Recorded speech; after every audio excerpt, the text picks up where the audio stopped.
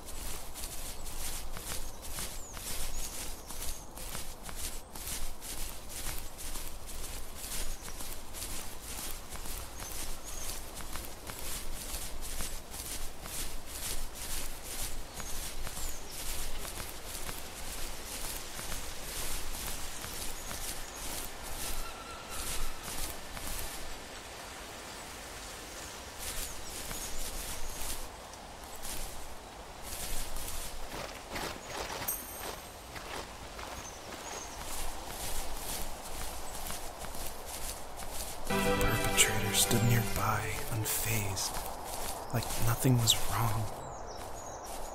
My dad is dead, and he's never coming back, Rachel. I can tell you these stories, but I can never reminisce with him again.